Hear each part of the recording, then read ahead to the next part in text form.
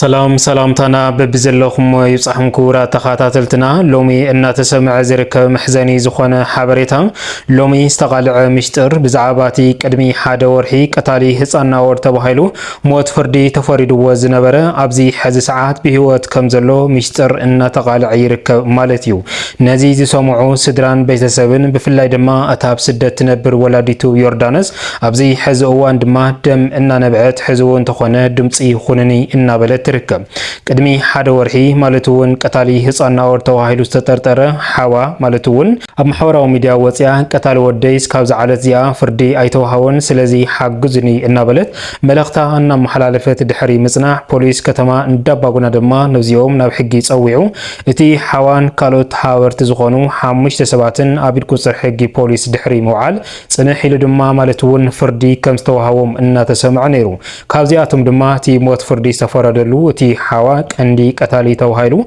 تطرطيرو زنبره انتخون كالوت حاورت دما لعلي 25 اسراتون كم استفردوم ان تحبر نيرو ነገር ግን ኣብዚ ፍርዲ እዚ ብዙሓት ሰባት እውን ርእይቶም እናሃው ዝነበሩ ሞት ፍርዲ ዝፍረዶም ዘሎ ናይ ብሓቅደ ይቅተልለው ወይ ሲእሰርለው ወይ ስተወቲሖም ይስደድለው እናተባሃለ ኣብ ዝተፈላለዩ ሰባት ዝነበረ ጥርጣሬ ኣብዚ ሕዚ እዋን ድማ እዚ ጥርጣሬ እዚ ናብ ሓቂ ዝኾነ መንገዲ እናምርሕ ይርከብ እዚ ማለት ድማ እቲ ብቅድሚ ሓደ ወርሒ ብቅትለት ህፃና ወር ተጠርጢሩ ሞት ፍርዲ ዝተፈረደው ኣብዚ ሕዚ እዋን ድማ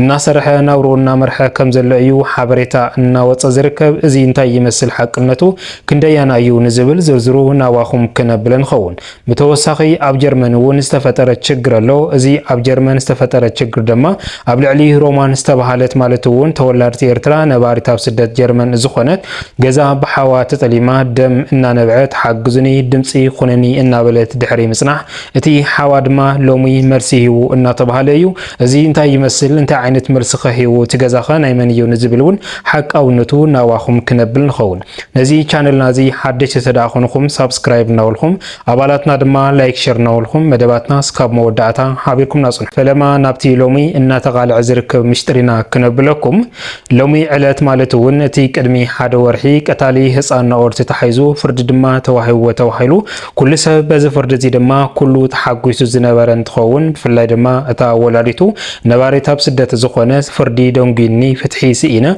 حقزني دمصي خونني ان بلت دحري مصنع موت فردي تفريدو ابستوهالل دما ولاكا ودي نسانو ነገር ግን ቀታል ወደይ ሞት ፍርዲ በመፍራዱ ደሲልኒ ናበለት ሓጎሳ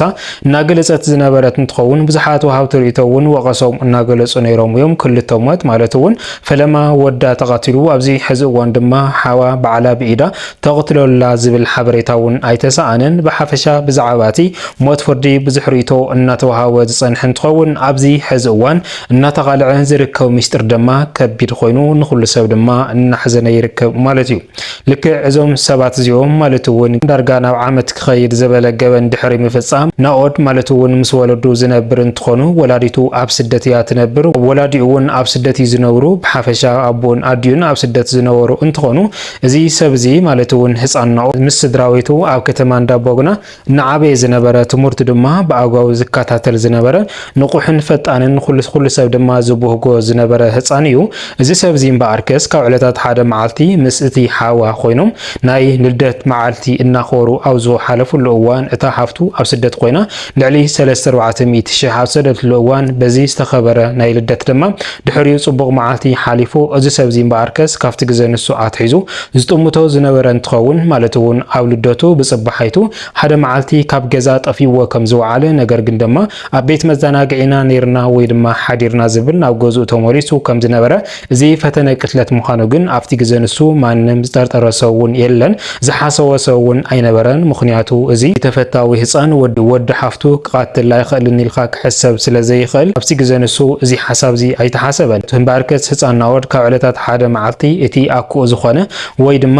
ነዲኡ ሓዋ ዝኾነ ካብ ትምህርቲ ቤት ውዒሉ ናብ ገዛ ኣብ ዝኣትወሉ እዋን ናብ በረኻ ድሕሪ ምውሳድ እዚ ሰብዚ እምበኣርከስ ክጨውየን ክዕፉነን ይኽእሉ ካልኦት ተሓዋወርቲ እውን ድሕሪኡ ኣቃናጅዩ 4-5 ኮይኖም ድማ ነታ ወላዲቱ ቅርሺ ስደዲ 1 ሚልዮን 2 ሚልዮን እናወሉ ኮታስ መፈራርሒ ድምጽን ቪድዮን እናላኹ ነቲ ውላዳ ህፃን ናኦድ ዝኾነ ወዲ 7 ዓመት የሳቂዎ ከም ዝነበረ ዝፍለጥ እዩ ብዝሕዝን መልክዑ እታ ወላዲት ደም እናነበት ቀታሊኡ ወይ ድማ ሓዋዚኡ ሓዋ ምዃኑ እውን ኣይፈለ ኣይተገለፀን ምክንያቱ እቲ ሓዋ ከም ሃገሩ ምስ ስድርኡ ህፃውና ወር ጠፊኡ እናበለ እዩ እናኣለሸ ነገር ግን በቶም ካልኦት ሰባት ገይሩ እዩ ከትሕዞ ክኢሉ ማለት እዩ ኣዕፊንዎ ዝነበረ ኣብዚ እዋን እዚ ድማ ወላዲቱ ዝኾነት ዮርዳኖስ ኣብ ስደት ኮይና ኣብ ፈለማ እዋን 600,000 ጽንሕ ኢሉ ድማ 400,000 እናበለት ጠቕላላ 1.3 ሚልዮን ምስ ሕለፈትሎም ድሕሪ ድማ እዚ ህፃን ነጣፍዕን ስለ ዝነበረ ክፀውዕ እዩ ወይ ድማ ከቃልዕና ብዝብል ሕማቅ ሓሳብ እዮም ክሓስቡ ክኢሎም ማለት እዩ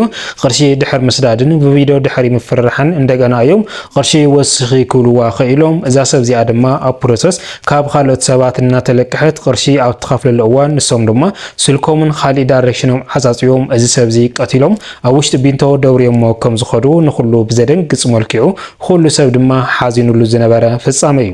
ባርከስ እዞም ሰባት እዚኦም እዚ ደኣ ይፈጽሙ ዳ እምበር ድሕሪ ኩነታት ፖሊስ ዳባጉናን ካልኦት ናይ ሕጊ ኣካላትን በኣለሻ ነዞም ሰባት እዚኦም ብጥርጣሬ ውዒሎም ኣብ ኢድ ቁፅር ሕጊ ፖሊስ ውዒሎም ከም ዝነበረ ዝፍለጥ እዩ ነገር ግን ፍርዲ ዘንጊዑ ወላዲት ዮርዳኖስ ድማ ፍትሒ ሲኢነ ፍርዲ ዘንጊዕኒ ናበለት ድምፃ እናስምዐት ዝነበረት እንትኸውን ባርከስ ፖሊስ ከተማ እንዳባጉና ኣብ ዝሓለፈ ንኩሎም ፍርዲ ከም ዝሃቦም ዝፍለጥ እዩ ካብዚኣቶም ድማ እቲ ሞት ፍርዲ ዝተፈረዶ ሓዋ ወይ ድማ ቀዳማይ ቀታሊ ተባሂሉ ዝተጠርጠረ እንትኸውን እቲ ካልኣይ ድማ ማለት እውን ተሓዋሪ ዝነበረ ልዕሊ 25 እስራት እቶም ዝተረፉ ድማ 1 ዓመትን 3 ዓመትን ተኣሲሮም ካብኣቶም ድማ ጠቕላላ ልዕሊ 5 ሰባት ከም ዝተሓዘን ከም ዝተፈረዶም እዩ እናተሓበረ ነይሩ ነገር ግን እቲ ሎሚ ተቃልዒ ዘሎ ሚስጥር ግን ብዝሕዝን መልክዑ እቲ ሞት ፍርዲ ዝተፈረዶ ኣብ ዝሕዚ እዋን ብሂወቱ ከም ዘሎ ናብ ገዝኡ ድማ እናተመላለሰ ከም ዝሰርሕ ዘሎ መውዕልዩ ኣብ ጫካ ማሕደሪኡ ገዛ ከም ኮይኑ ዘሎ እዩ እናተሓበረ ዘሎ እዚ ስራሕ እዚ ፖሊስ ከተማ እንዳባጉናኸ እንታይ መልሲ ይወሉ እዚ ሰብ ዚኸ ብሂወት ኣሎ ድዩ ብሓቂ ንዝብል እስካብ ዝዓለት ዝያ ዘውፅዎ መግለፂ ወይ ድማ መብርሂ የለን ነገር ግን በቲ ዝቃላዕ ዘሎ ሚስጥርን በቶም ፈለቲ ውሽጢ ዝኾኑ ሰባትን ከም ዝበፅሕና ሓበሬታ እንተኮይኑ ግን እዚ ሰብ እዚ ስሩዕ ሂወቱ ከም ዝመርሕ ዘሎ መውዕልዩ ጫካ ማሕደሪኡ ድማ ገዝኡ ኮይኑ ብሓፈሻ ብሂወቱ ከም ዘሎ እዩ እናተሓበረ ዝርከብ ዘሎ ማለት እዩ ብጣዕሚ እዩ ዝሕዝን እዚ ነገራት እዚ ሓቂ ተዳኣ ኮይኑ ባርከስ እዞም ቅድሚ ሕዚ ሞት ፍርዲ እናተፈረዶም ዘለኸ ናይ ብሓቂ ኣይሞትን ማለት ድዩ ወይስ ኣለው ድዮም ዘብል ሓሳብ ኮይኑ ተረኺቡሎ ማለት እዩ እዛ ዮርዳኖስ ወላዲት እውን እስካብ ዝዓለት እያ ነዚ መልሲ ኣይሃወትሉን ዘላ ብሓፈሻ ግን በቲ ሎሚ እናተሰምዐ ዝርከብ ሓበሬታ ብሂወቱ ከም ዘሎ እዩ እናተሰምዐ ዝርከብ እቲ ኣብ ጀርመን ኩሉ ሰብ ድማ ብዘስካሕክሕ መልክዑ እናተሰምዐ ዝቐነየ ኣብዚ ቅኛት እዚ ፍላይ ድማ ኣብዚ 2-3 መዓልቲ እታ ነጣፊት ማሕበራዊ ሚድያ ዝኾነትን ተወላዲት ኤርትራ ነባሪት ኣብ ዝሕዞ እዋን ስደተኛ ጀርመን ኮይና እትርከብ ገዛ ብሓዋ ተጠሊማ ደም እናነብዐት ድምፂ ኾነኒ ሓግዝኒ እናበለት ድሕሪ ምጽና እቲ ገዛ ሎም ዕለት ድማ ኣይጠለምኽዋን ፈለማ እውን ናተ እዩ ነይሩ ዝብል ሓሳብ እዩ ኣልዒሉ ዘሎ ማለት እዩ ብዝሕዝ መልክዑ እዛ ሰብ እዚኣ በዓላ ከም ዘስረሐቶ ብዙሕ ወጪታት ሰፊና ድማ ኩሉ ነገር